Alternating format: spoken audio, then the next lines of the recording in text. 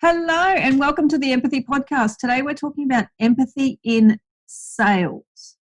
So empathy in sales. Now, in my mind, that conjures up images of vacuum cleaner salesmen and car salesmen.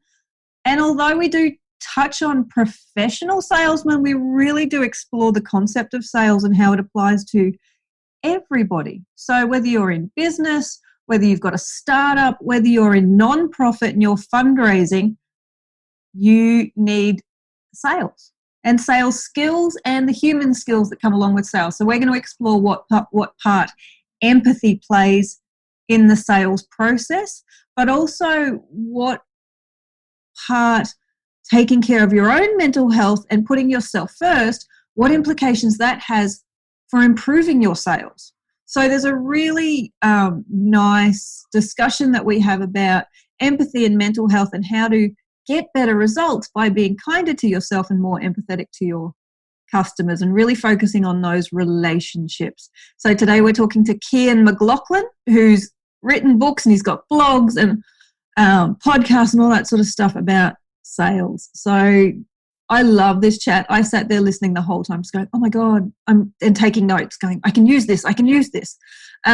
So enjoy today's podcast with Cian Mcloughlin is Empathy in Sales. This is the Empathy Podcast.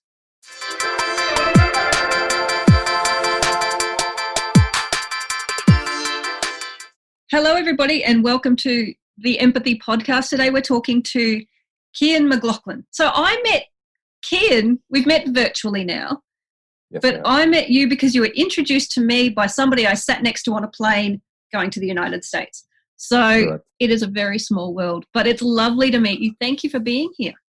It's a pleasure. Thanks for having me. So, Cian, today we're talking about empathy in sales. So, yep. And I think in my world, because I'm in the social enterprise world, the mental health space, when I'm not in a corporate world, and I think a lot of us have a resistance to the word sales. So let's talk today about sales, about empathy in sales, but also about mental health in sales and how this is actually relevant to all of us, not just sales people or those people that we traditionally identify as salespeople.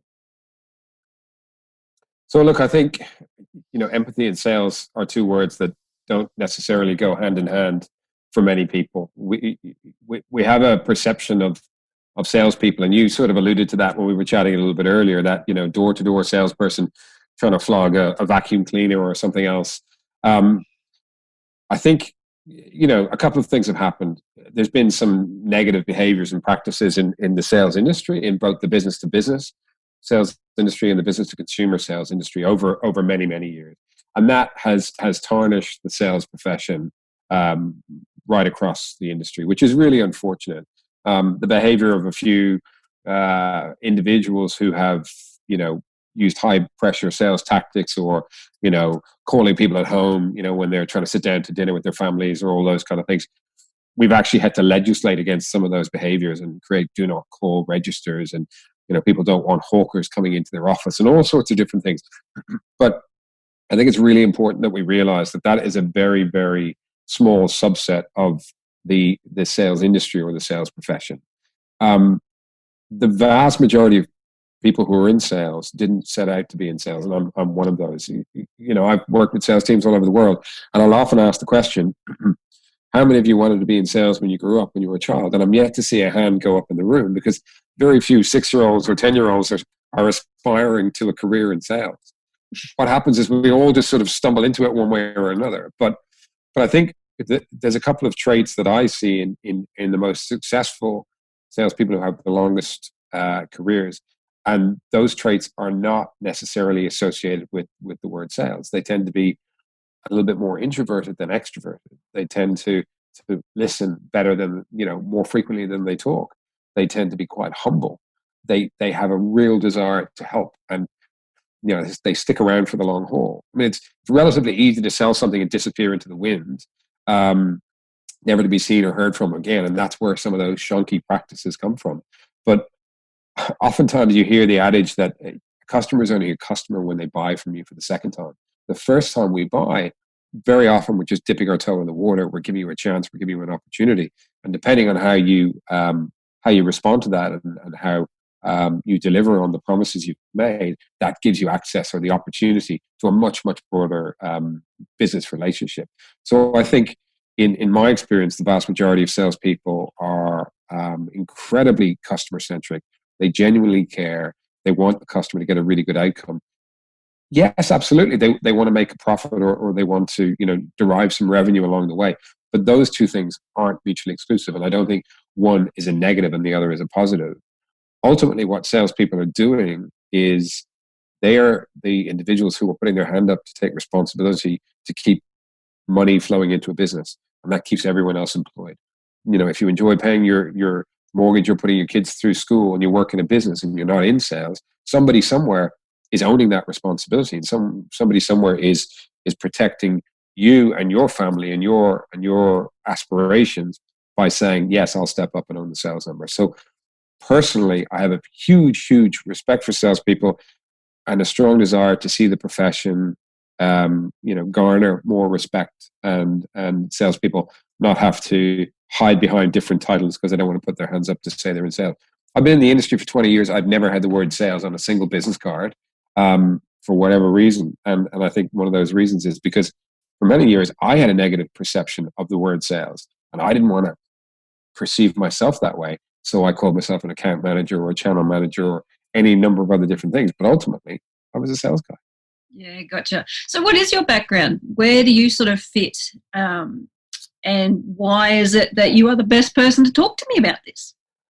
Well, look, I don't know if I'm the best person, but I certainly have an opinion on this topic. I've been in this industry for 20 plus years, worked for some of the biggest tech companies around the world, companies like Cognos and SAP. And about 10 years ago, I stepped out of the corporate world to set up my own business. And what Trinity does is something pretty simple, but a little bit unusual, perhaps. We call ourselves a sales training and consulting company, but we do something called win-loss reviews. So we spend a huge amount of time talking to customers on behalf of the vendors, the sales organizations they've worked with, and asking the customers to explain to us why they made a buying decision to go with one company and not with another company. So we might interview someone for 45 minutes or an hour, a senior person who's engaged with 4 or 5 different sales organizations, and they've picked one. They've said, right, we want to use your CRM system, or we want to use your ERP system, or we want to use your marketing automation system. What I'm really fascinated by is how did they arrive at that decision when they're looking at 4 or 5 different organizations that each have a relatively similar solution, which is broadly speaking sitting within a certain price range. How do they end up picking one business over the other? We've been doing that for 10 years. And in that time period, I've learned a staggering amount about what actually influences customers. And, by customers, I mean real people, to make buying decisions. And what I've learned in that time, if you sum it up in a single soundbite, is product and price gets you from the long list to the short list. And then people and purpose gets you from the short list to being picked as the vendor of choice. And that was a really surprising thing to learn, and something that's been just reiterated time and time again. So actually, the people element is not only is it still important, it's probably the single biggest point of distinction in terms of how customers arrive at a buying decision. So, price and what was it? Product and price will get you on the short list. People and purpose will get you across the line. That's exactly right. Gotcha. So then, as a tangent, are then social enterprises becoming better positioned to get across the line? Well, look, in theory, yes, but in practice, a social organization still needs to bring the appropriate level of professionalism and responsiveness and an understanding of what their stakeholders need and want and care about. So in my view, the more professionally you run your business, be it a not-for-profit or a for-profit, the more responsive you are to customers, the better you listen to them, and then test and improve to deliver the outcomes they want, the easier you are to do business with. All of these little things are becoming more and more important in customers' buying decisions. So yes, in theory, you could become it could push you up the decision-making criteria, but there's still an underlying expectation of, you need to listen to us. One of the biggest frustrations that most customers we talk to express is that vendors don't listen and don't take the time to understand. They jump straight into, let me tell you about my solution. Let me tell you about the thing I have to sell. Straight into solutioning mode or problem-solving mode before they've even taken the time to just do any basic analysis or diagnosis. And that's a lack of empathy. That is a lack of the ability to put yourself in the other person's shoes and try and understand where they're coming from and what's important to them and what are the problems. Yeah, gotcha. So then, for definition's sake, let's say, let's broaden this out and go, well, who is this conversation applicable to? Because yes, you might traditionally define yourself as a salesperson, although you're not putting it on your business card. Who does this conversation apply to, and who is it that over the course of this conversation will be able to take elements and skills out of to enhance their business? There's a really interesting book by a guy called Dan Pink, which is called To Sell is Human. And in that book, Dan Pink talks about the fact that actually the ability to sell is a skill that we all need to have, although we don't always recognize it. And he gives a whole lot of examples. So he said, if you're a school teacher, you're selling knowledge in exchange for attention from your students. If you work inside a business, but you're not in an inverted commas sales role, you're selling your ideas to your colleagues in exchange for, the access to resources in order to bring your ideas to fruition. So actually, to your question, if we broaden out the scope, we're talking about anyone who works in a business, whether you run a business, whether you're a salesperson, or whether you work inside a business. Understanding how to sell really means understanding how to engage with someone else, how to express an idea that resonates with them and have them take action or come on the journey with you. So that could be selling a tangible product or a tangible service, but equally it could be selling an idea, or it could be selling knowledge in exchange for attention, or any number of other different things. So the sales skill set, which has such negative connotations, is actually one which all of us need the capacity to get better at. And one of the big things we need to do is we need to get over this idea of sales being a negative thing. Because until we can do that, until we can make peace with that, there's a ton of great businesses and a ton of great ideas that just will never deliver on the value of the promise that they have, because they feel awkward about the sales piece. So therefore, they want to give their IP away for free, or they don't want to put a price tag on it, or any number of other different things, purely because of this innate fear we have of being seen as a salesperson. Or, what's one of the biggest insults you can say? He was a bit salesy. She was a bit salesy. Yes. And that's like a huge insult, But what I'm saying is, you don't have to be salesy to sell. The best salespeople have the heart of a teacher. They don't have the soul of a salesperson. They want to give value, but they're not afraid to, get value in return, because they see that that's an appropriate trade-off between, what they're giving and what they're getting in return. Because I see that a lot. I mean, I've been in accelerators in the startup world and social enterprise world, and I see that a lot where people go, oh, my product and my social should speak for itself, or whatever it is, should speak for itself, and I don't do sales. Yep. So is that that's a cop-out. That's a cop-out is what that is. And I'll tell you why. Because if you really believe in your product or your service or the idea that you bring, then the onus is on you to communicate that to a broad audience and to give enough people the opportunity to access that value that you're talking about. Now, we all know that it's a crowded, noisy market out there, and only getting more crowded and more noisy. So the question becomes, how do you get your idea to stick? How do you get your value proposition to as broad an audience as possible? Well, the first thing you need to do is you have to make it really, really clear what the value is that you bring. So there's a sales component in that, in terms of breaking down your story into its component parts. You need to understand your audience and what they care about and what the problems are. There's a sales component in that as well. You need to work out what's the best channel to communicate it to these people. And should you do that directly one-to-one, or should you leverage partnerships or strategic alliances? Again, all of that is about sales. And then you need to ask yourself the question, do I want to give this away for free? Or if this is my life's work, do I want to continue to do it? And therefore, do I need to be paid to do it so I can continue to do it for, 20 years or 30 years? And if that's the case, then you need to put an appropriate package or service or structure around that and a price point around that, which you feel comfortable with. So all of that is could be construed as sales related, but the failure to do that means it doesn't matter how great your idea is, no one's going to hear about it, no one's going to see it. And you'll then, sit there and blame all these different things. But really what you need to blame is the fact that you couldn't reconcile yourself to maybe somebody calling you salesy. And as a result, you weren't prepared to push beyond your comfort zone or your skill set to do some of the things you needed to do to get your story out there. And that might sound blunt or it might sound trite, and I don't mean it to. I'm not trying to turn people into sales. I'm not trying to turn everyone into salesperson. What I am trying to do is help them understand that if you can unlock some of these behaviors, the likelihood of you being successful goes up exponentially. The likelihood of you positively impacting more people goes up exponentially.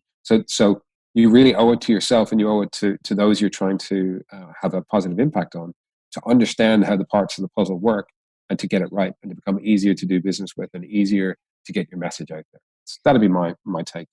Do you think that there's an element, especially for people who maybe have come across a great idea and like, whoa, this could have value? Do you think there's a fear in there? And whether the fear is based on not understanding the market, not understanding the customer, but a fear of rejection? Yeah, I think so. I mean, I had my first decade was as a salesperson, so I had to, very much get used to rejection. And my second decade was as a business owner. And again, you have to put some chips down if you're going to play the game. So and some of those chips for us are the fear of it not working, or failure, or falling short, or of any number of other different things. But I think the regret of not doing it should be a bigger fear. And so, if you say, I don't have all the answers, but I'm prepared to start, and then I'm prepared to ask for help, and I'm prepared to surround myself with really good people, and I'm not afraid of hard work. So I'm willing to do the research around what works and what's worked for other similar businesses, and what are the key, the classic mistakes people make, and how do I avoid those? So actually do the work around how does one take an idea to market? How do you run a business? How do you do some of the things that people often talk about but don't necessarily? I mean, you're a great example. You've created a podcast. From a standing start, you've obviously worked out, okay, I have a story I want to tell. Podcasting could be a really good platform to do that. And then you've obviously taught yourself how to do that, and then you've reached out to potential people to interview, and you've done all of that. So I think sometimes we create these mental barriers as to how difficult it is to do something. In the world we live in now, there's never been a better time and never been an easier time to start a business. We have access to tools and technologies that only the big businesses did 10 or 15 years ago. So the playing field has been leveled. What that actually means is a lot of the excuses have disappeared. So, if you want to start a podcast, you Google how to start a podcast, and you read and you consume and you test and whatever. And if you want to start a business in a particular area, you start researching and you start asking questions. You meet people for coffee and you get curious. And then at a certain point, you say, right, I'm gonna pull the trigger and get started. And yes, you could fail, or it might not grow as exponentially as you wanted, but at least you're trying. And this is when some of these sales skills. So I stepped out of a corporate world, and I had never run a business. I'd never aspired to run a business. I sat in my second bedroom at home, staring at the wall, going, "What the hell have I just done?" Literally. And then my wife would come home from work, and I found myself telling her about the things I was thinking about maybe doing in business over the next couple of days and weeks. And she eventually stopped me and said, "Why are you doing that? Why do you keep doing?" And I realized I was so institutionalized after more than 10 years of working in big businesses. I actually had to ask someone permission to make basic decisions, because I'd never had that remit in my job before to sort of say I'm going to do. And so I had to relearn how to make basic decisions, which is kind of a weird admission. And then it's over 10 years, it's got to the point where I couldn't work for anyone now, because I'd be a terrible employee, because I wouldn't agree with their decisions, and I'd want to argue the toss as to, well, I don't think we should do that. Maybe we should do this. So what starts off as scary or uncomfortable, rapidly our kind of knowledge pool and our sphere of experience expands. And all of a sudden we look back and we think, how did I get here? Because we've just kept iterating and trying new things and pushing outside of our comfort zone and freaking out and then not falling over. And all of a sudden we're doing the thing. And we think everyone has it worked out. No one has it worked out. We're all faking it till we make it. Literally, we're all fake. Like, I wrote a book and I, do speaking in front of huge crowds and all that sort of stuff. There's still a ton of fear and a ton of imposter syndrome at all of those stages. But you just get through it. You get on with it. And then all of a sudden you look back and you realize, actually, I could do that. So I don't know. That probably doesn't answer. I went in a rambling monologue there. Apologies, Leanne. But I think ask for forgiveness rather than permission would be how I would approach it. And if you want to learn more about sales, there seems to be a lot of people talking about it in a roundabout way without actually saying, learn about sales. Like, there's brand storytelling and there's the customer journey and there's funneling but you don't see many courses that actually go sell more.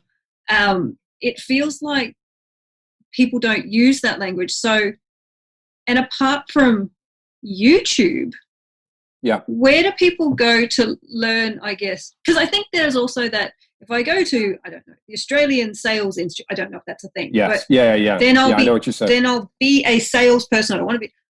So how do you learn to do sales without learning to do sales?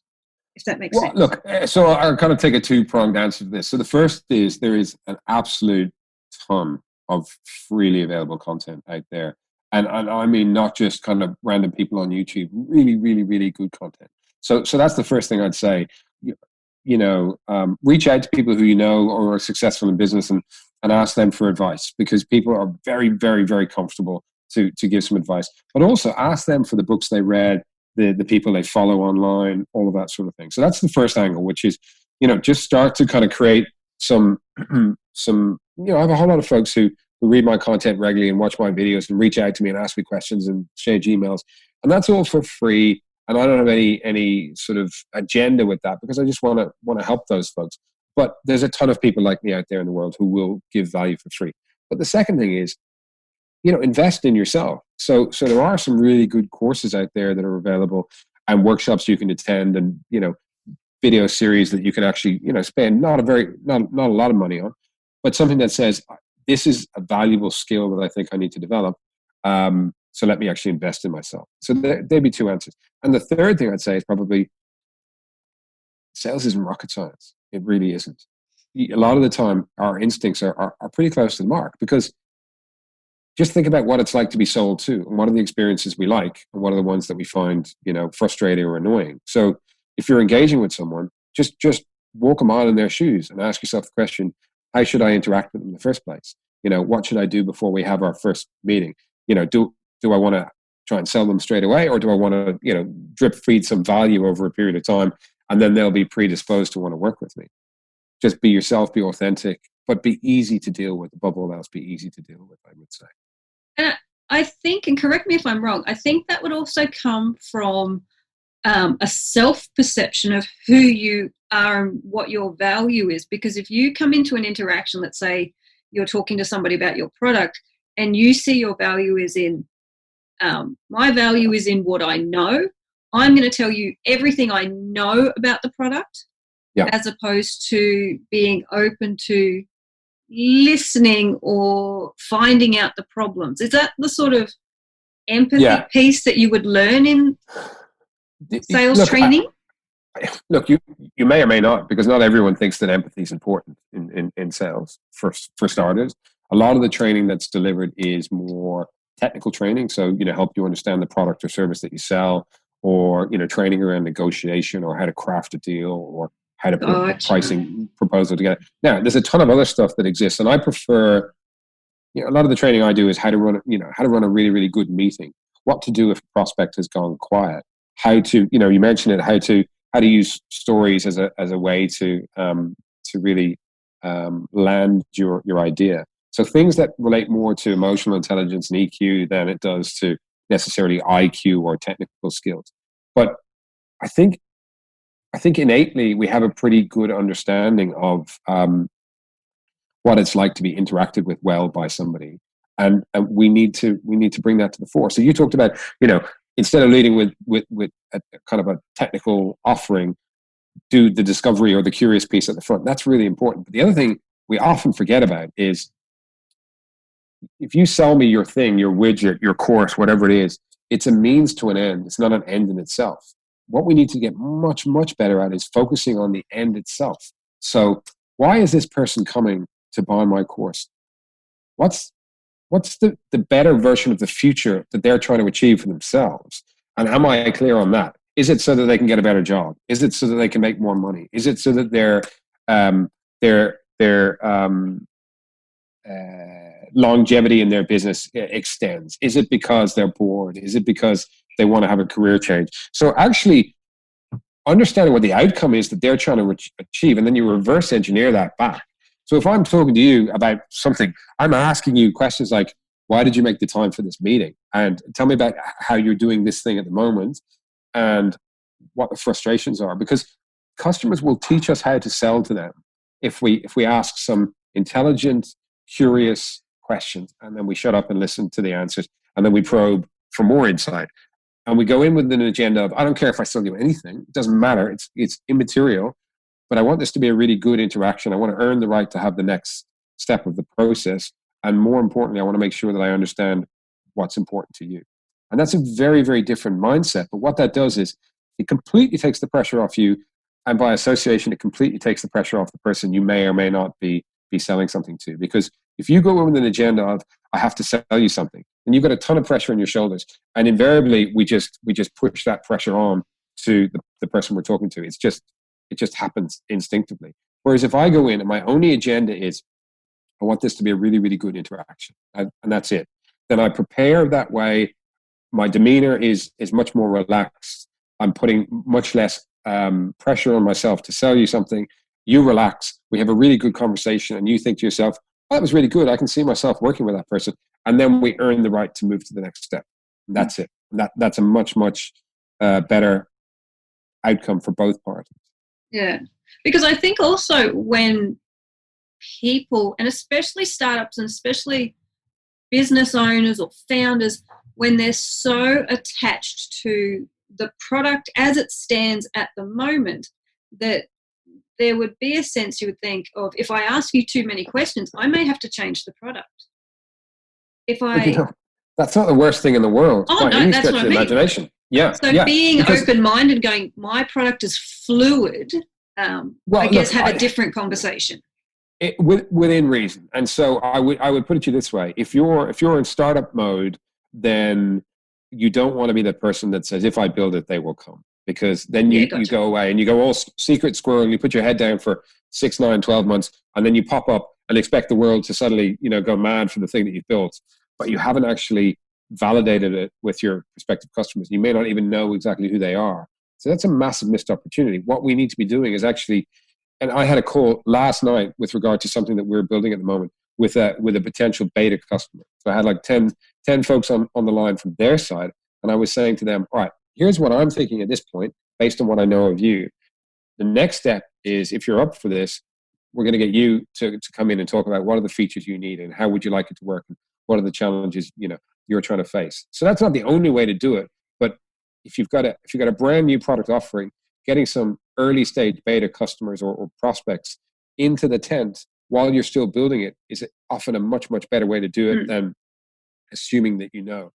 But the flip side is, once you have the thing built, you don't want to keep rebuilding and rebuilding and rebuilding. You need to now get to a point where you can sell it to a broad audience without having to necessarily change it or evolve it. So there's kind of two schools. In the early stages, absolutely, we get a couple of trusted customers or prospects, bring them inside the tent, and they'll actually help us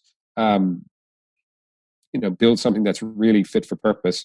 But then when we've got that thing built, that's the opportunity to then monetize and sell that to a broad audience without feeling that that's a bad thing. And I think a lot of people think, I can't, what if I sell it to, 1,000 people or 10,000 or 100,000, surely that dilutes the value of the thing that I have. Maybe it does. I don't know. It's going to be different from business to business, but don't put the handbrake on your own potential success by having a negative perception of making money or having lots of customers or being commercially successful. Because if you're not commercially successful and viable, no matter how great the idea is, it'll fall off a cliff at some point. So that's the first thing we have to work at is financially, how do we make sense of this so that we can have as broad an impact as possible? Yeah, and I think this is applicable as well in the non-profit sector. Even though that horrid word non-profit, you still have to have a profit. You still have to sell what it is that you do. You still have to sell your idea in order to get donations. So even though it's called non-profit, you still have to turn a profit in order to sustain a business, in order to have the impact that you want to have. Well, also, I've worked with a number of nonprofits over the years, and the donation is the sale in that situation. So what you're selling in that scenario is you're selling the story behind your nonprofit organization and the social impact which either the individuals or the businesses making the donation can have, and you're competing against a whole lot of other not-for-profits that have an equally compelling story and an equally important impact, social impact that they want to have. So that's ironically one of the most competitive markets out there is the not-for-profit sector, where you're competing for the holy dollar of your potential donors with all of these other businesses that potentially want the same dollar from the same donors.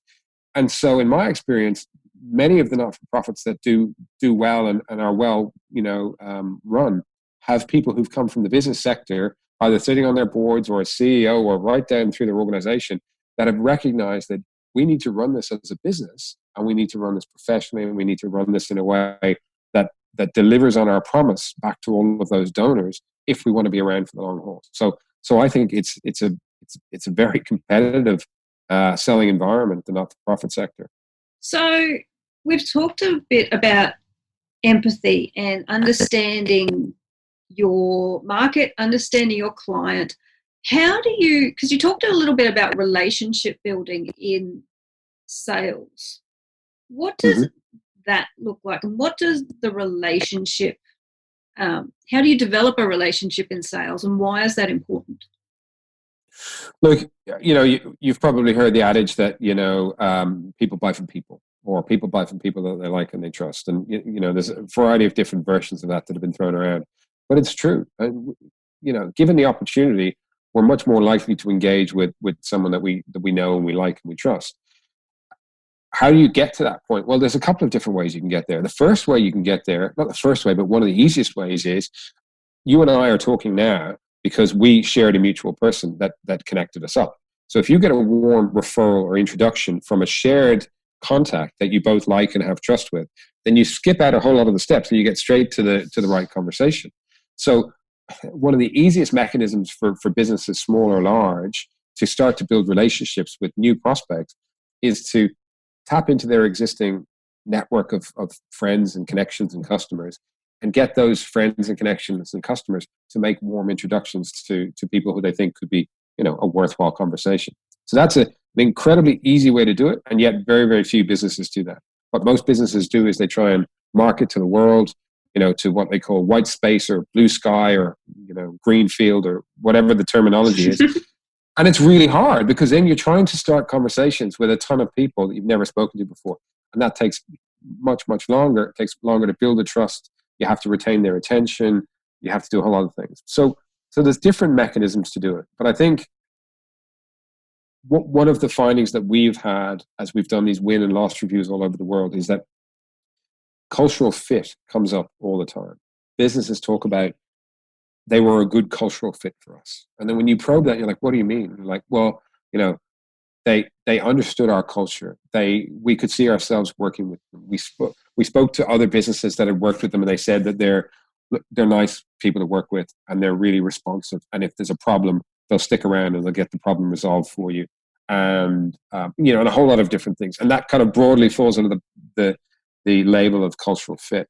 But what that's saying is that we want to be able to have trust in the people we buy from and we partner with, particularly if it's not a one-off transaction like the vacuum cleaner salesperson you said that disappears and all of a sudden the head falls off the vacuum cleaner and you're like, you're left with no option.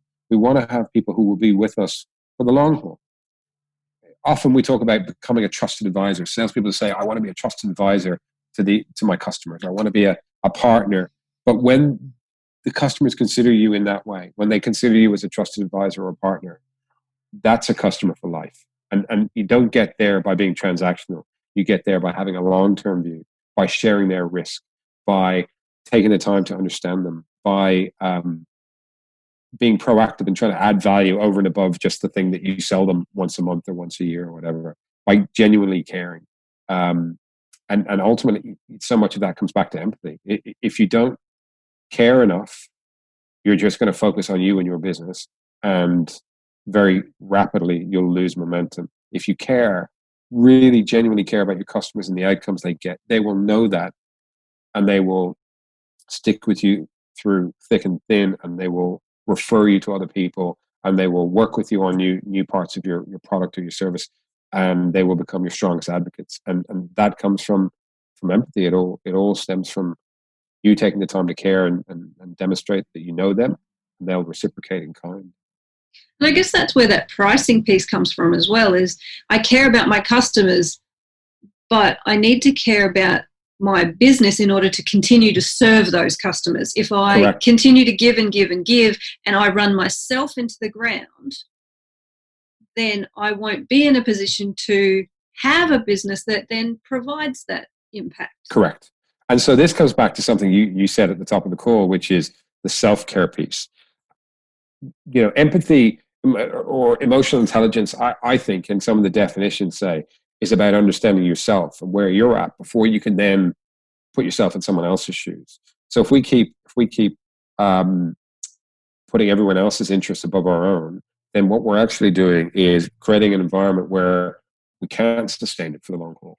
And I know a lot of business owners, and I know a lot of salespeople that do that. They prioritize all of their customers and their internal stakeholders and their bosses and everyone else's needs above their own, and that can lead to certainly stress, but also health issues. I myself was a regular attendee at the ER with heart issues, which came from stress. Throughout my own sales career, I had friends who had marriages that broke down, and addictions, and friends who passed away.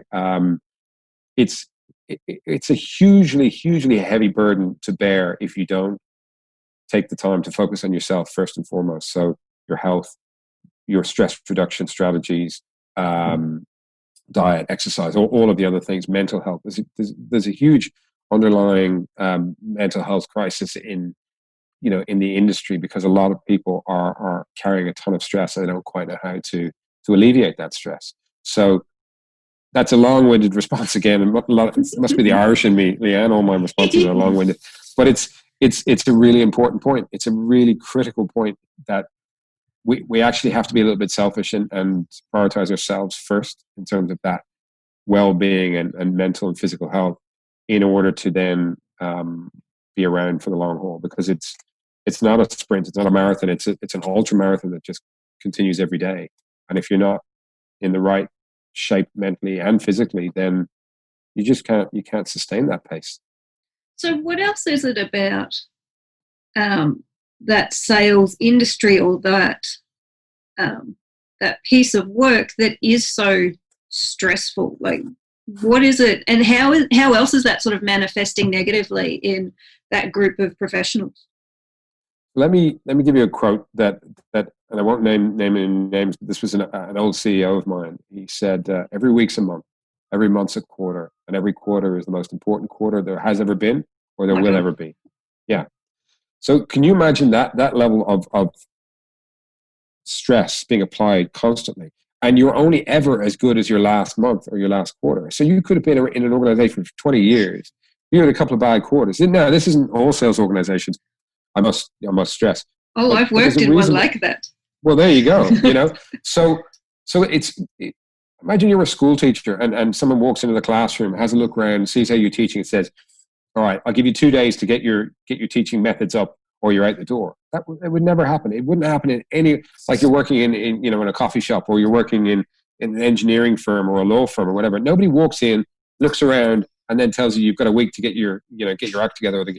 That's salespeople have that pressure all the time. Oh, I'm having flashbacks. Yeah. Yeah. It's really binary. It's a situation where a lot of the time you are judged on numbers, and you might have a terrible territory, and you might be going through a pandemic, and there might be a whole lot of other things happening, but you could very easily have a senior leadership team that says, I don't care, that's not my problem. And so you're carrying that stress all the time, with a view to, you must hit a number, you must hit a target, you must hit these KPIs or these whatever. That's incredibly stressful. And then you get to the end of the year and you breathe out for 30 seconds, and then you get handed a new target and a new territory, and it's bigger. The number is bigger, but the territory is smaller, and you have to go back on the Groundhog Day again. And just talking about it makes me stressed. But there's a lot of people that is their life. And a lot of the other people in some of these businesses, not only do they not respect them, but they go, they just don't have long lunches. They just take orders. What they don't realize is they're operating this heightened level of stress and anxiety all the time, so that the other individuals in the business don't have to do that, and they can rely on them to bring in the bacon, and everyone continues on the merry-go-round for another week, month, year. It's incredibly stressful, and I think unfortunately a reasonable chunk of people are succumbing to that stress in different ways. Does the variable income play in that as well? Like if they're commission based and they've got bills and families, and because they in my mind would be more susceptible to external factors, such as the market or things like that they can't control. That's exactly right. You've got a ton of things which are beyond your control. I mean, you can certainly control how you show up every day, and you can control how prepared you are, how professional you are, and all of those things. But there's a myriad of different things which are beyond your control. And, like a pandemic is a perfect example. Mm-hmm. But potentially you have 25, 50 or more % of your earnings are at risk. And that has a huge impact on people and on their capacity to provide for their families. And operating in that heightened state for an extended period, it can be really, really hard. So yes, I think that's the case. Some organizations are getting smart and they're changing how they compensate salespeople. But there's always this trade-off. They're saying, well, if we just give them a salary, they're not going to be as motivated to work, and then they're not going to drive the numbers, and then we're going to miss out. But if we only give them commission, then we're going to lose people. We're going to have a rapid turnover. So different businesses are trying to get look at different models and get the mix right. But it certainly is one of the factors which drives stress. Now, on the flip side, it's also one of the factors which keeps people coming back, because if you can overachieve, if you're given a target and you hit 140% of your number and your earnings are uncapped, then you can have a great year. But the next 2 or 3 years, you can have really, really bad years. So that's the sort of the risk and reward that people are dealing with. And I guess that the income side as well as the mental health side, I guess that's where also empathetic leadership comes in, of going, okay, I understand my people, I understand the market, I understand the stresses, I understand who these people are as people, and then in order to get the most out of these people through productivity and motivation and commitment and working towards the values, then empathetic leadership, you think, would be the cornerstone of that. 100% agree. Couldn't agree more.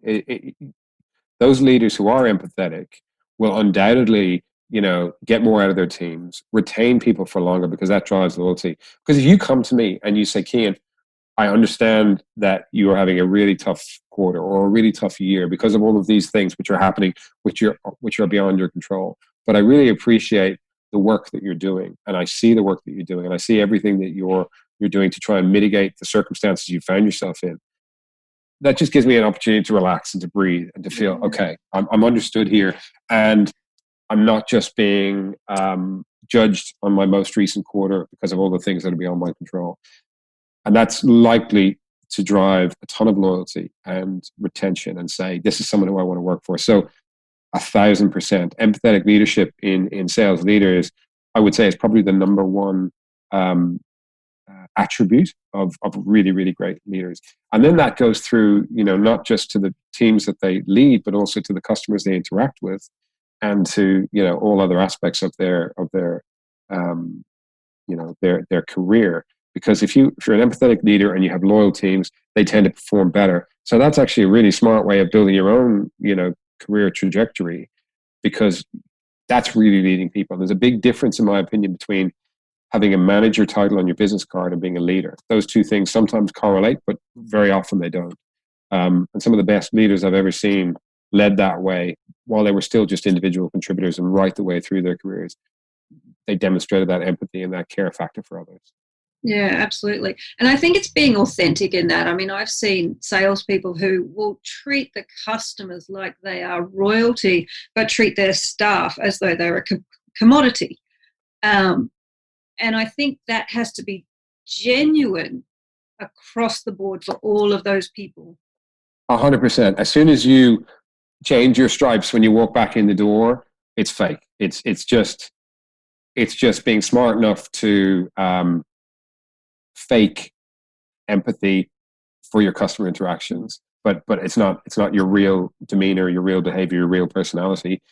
And it's hard to keep up, a lie for that long. So you will get found out. And even if you don't get found out by customers, and I've seen this happen many times, and we could do a whole other podcast on the craziness of internal, behaviors. You'll lose the people who are there to support you. And then you won't get the outcomes you want for your customers, because all these people will put you at the back of the queue, or will bury your paperwork, or will actively undermine you because you're such an idiot. It's not a recipe for success in my view. Be authentic, absolutely, but be authentically empathetic to everyone, not just to the people who can give you money. Yeah, absolutely. And I think when it comes to the sales people and the business people and all the people that we're talking to, it's that kindness for yourself as well. Like, kindness sort of has to pervade everything. So what advice have you got for people who suddenly after this podcast go, I'm actually in sales. Okay, let's see how we go with that. Or people who are career salespeople. What sort of advice have you got for them to take care of their mental health and put themselves first? So I think it's a couple of things. One, I would say, is, we're all busy and we're all time poor. But what I would strongly encourage you to do is build in time for yourself and actually make that the highest priority. So create habits, and not just in your working day, but certainly in your working day as well. But those habits could be about, getting exercise and doing it in the morning before you get busy, or not logging onto your PC or your phone for that matter as soon as you get out of bed, and then playing Russian roulette with your mood for the day. But doing some of the things for you, either early in the day or doing some of your productive work early in the day. Setting other KPIs or goals that aren't just revenue based, because if your success or failure in a given year is determined by one number, that's a really, really high risk position to be in. So we've got to look for other metrics to determine, have we had a good year? Have we been successful? Have we worked hard, et cetera, et cetera. Well, the other thing I'd say, and I was bad at this for a period of my career, is recognize that you're a resource in a business. And whilst you're performing, then you might get, all of the car and the expense account, whatever, but you're a resource in a business. You need to invest in your career. You need to invest in your skills and your development. You need to invest in how do you stay relevant. And one of the things you need to do is stay current. Continue to, read and listen to podcasts and upskill and disrupt some of the things that worked well for you over the last 5 or 10 years, and never catch yourself saying, oh no, I don't do technology, or oh no, I don't do this, or oh yeah, I don't really care about emotional intelligence. Have a thirst for knowledge if you want to stay relevant. But also, it's just more interesting that way as well. Don't expect the organization you work for to be the only one who invests in you. There's a million incredibly valuable but also freely available resources to invest in yourself. So if you push that responsibility onto someone else, you're missing a massive trick, and you may find yourself surplus to requirements quicker than you think. Do you find boundaries as well, sort of going, okay, because in my mind, especially if you're, let's say, a founder or a startup, or you're working in now an online tech, or those boundaries would blur, because you could pretty much be on your computer or on social media and always selling and always interacting 24 hours a day. So Yeah. where does boundaries sort of play in that? Oh, look, I might have to go get my wife and bring her in to contribute to this part of the conversation, because I've been guilty of that. Certainly in the early years, where you're wrapped up in the success or failure, and it's very hard. You're right. The two bleed into each other, and it's incredibly easy to do stuff on the weekends and pick up the phone and check LinkedIn or send a quick this. So I don't pretend to be the best at that separation of church and state, but I definitely think I've got better at it. I think what you have to realize is you'll burn out if you're constantly focused on this stuff. If you're up till 2 a.m. and then back up again at 6, and you're not giving yourself a chance to mentally unwind. And also, it's kind of boring. You need to have other pursuits and other things that that keep you interested and engaged, because otherwise you can get very sort of single point sensitive, and all of a sudden your dinner party invitations will dry up because you're that person that just kind of bangs on about the same topic all the time. So I think work really hard. And I've seen some really great TED Talks and met a couple of really interesting people who'll talk about the importance of deep work. So you turn everything off. You maximize your screen. You don't have any alerts. You take apps off your phone that are the ones that will distract you, and you do your deep work. And you work out the time. Is that early in the morning? Is that late at night? That you can focus. And kind of you're switched on when you're on, but then you're off when you're off, rather than being sort of half baked and continuing to sort of dip a toe in the water every so often. I think that's, to me, is the best mechanism, whether you're running a business or even if you're just doing your day-to-day salesperson, is just know where the off switch is and be ready to press it hard. Yeah. And I think that also comes from that self-perception of you're allowed to be a human first. You're allowed to have off time, and it's separating that identity from, this is Leanne and Cian as people, and like the success of my business is not who I am. 100%. And there's a lot of people who are confused by that. They're confused by their personal brand and the brand on their business card. And those are the people who tend to get the biggest shock if all of a sudden there's a 20%, global reduction and they're out of a job. And they're like, but how could you let me go? Because they're so intrinsically connected to the brand that was on their business card or on top of the building that they can't understand, they can't fathom how they could be let go from an organization like that. So I think we have to be loyal to ourselves first and foremost, before we then extend that loyalty to any other business. And that's even as someone who owns and runs a business, I still would put that loyalty to self above loyalty to the brand on the business card. Because if those two things aren't too mixed up, you can get a really rude awakening when all of a sudden there's a coming apart. And I think lately that may have come as a rude shock to some people, that they're now home, they're now not as essential as they thought they were. So it's probably a time as well to do what you've just said and look at the bigger picture, look at the self-identity, look at the upskilling, look at the career progression, look at the who I am and where I want to be, and using that opportunity to self-reflect. Well, I had a fascinating, last week I did 20 one-on-one coaching calls with salespeople from one particular client of mine. And 3 people in those calls, when I asked them about, what are you aspiring to do over the next 3 to 5 years? Help me understand. They led by saying, I want to be happy. And I thought that was fascinating, because I don't think I've ever heard that before. And I thought it was really interesting that 3 people in a short space of time all came up with a very close variation on that same theme. So it was, I want to be happy in what I do. I want to enjoy my work and my colleagues and whatever. And that was the starting point. And then, career progression and, make some more money and maybe traveling and all of those things. But they were secondary to, I want to be happy and I want to enjoy what I'm doing. And that was incredibly refreshing to hear. And I, for one, hope that one of the positive outcomes of the current pandemic is that people will be doing that soul searching that you alluded to, will be trying to work out what's important to them. And then we'll come to the realization that some of the things which we have prioritized either consciously or unconsciously aren't actually that important.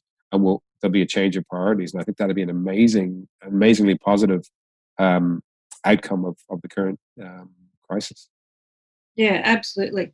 Hey, let's wrap this up. Thank you honestly, I've been sitting here the whole time with my head on a tilt, just listening to you, like furiously taking notes. So I hope that all of our millions of listeners are furiously taking notes as well, and really using this opportunity to look differently at what they do, how they do it, why they do it, and get some enlightenment and I guess empowerment as well from what it is that we've said. Thank you so much for today, Cian. It's been a pleasure. Thank you for having me, Leanne. It's been great to chat. Thank you so much. So where can people find you? Sure. So if you head over to LinkedIn, hit Cian Mcloughlin, and I'm sure the spelling will be there, the funny Irish name. Please do reach out to me. You can head to the Trinity Perspectives website. We've got a ton of, as we talked about at the start of the call, a ton of free resources and videos and podcasts and blogs. And, my blog has been, I'm happy to say, voted one of the top 50 in the world for the last 4 years from a sales perspective. And it's just all there, and it's all free. You don't have to sign up. You don't have to do anything. So feel free to do that, or you can reach out to me directly. All my details are there as well. So be very happy to have a chat. Oh, thank you so much. So Trinity Perspectives, and you've written a couple of books as well, haven't you? I have indeed, yeah. So most recent one was a book called Rebirth of the Salesman.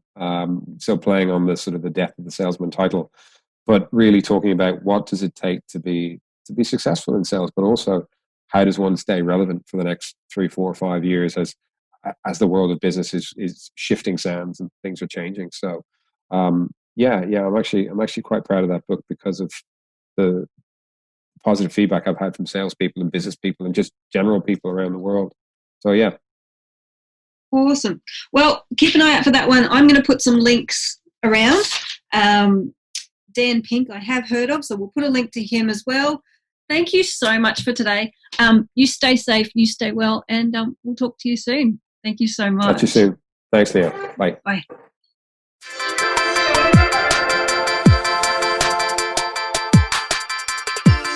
Whoa. Well, if you're anything like me, you were taking notes the whole time. I'm actually going to go back and listen again and really take more notes about what I can do to connect and get out of that mindset of, and I guess help others as well, to get out of that mindset of, this is my product, please sell my product is awesome, I know that it works, to what is it that you need? What's the problem we're trying to solve? What's your pain point? And being kinder in the process, less pressure. Kinder to myself in the process, less pressure, and realizing that the sales process is a long-term relationship. So people aren't just going to go, yeah, that's cool, I'll buy that. It's testing the waters. It's testing your credibility, testing how reliable you are. So, yeah, like I said, I'm going to go back and listen to that one again because we really covered some stuff I hadn't heard before. I hope you all got something out of it. And again, whether you're a social enterprise, a startup, a career salesperson, or you're in nonprofit and the donation is your sale, I think there was something in there for all of us today. My name's Leanne Butterworth. That was the Empathy Podcast and Empathy in Sales with Cian Mcloughlin. Thanks, guys. I'll talk to you soon. Bye.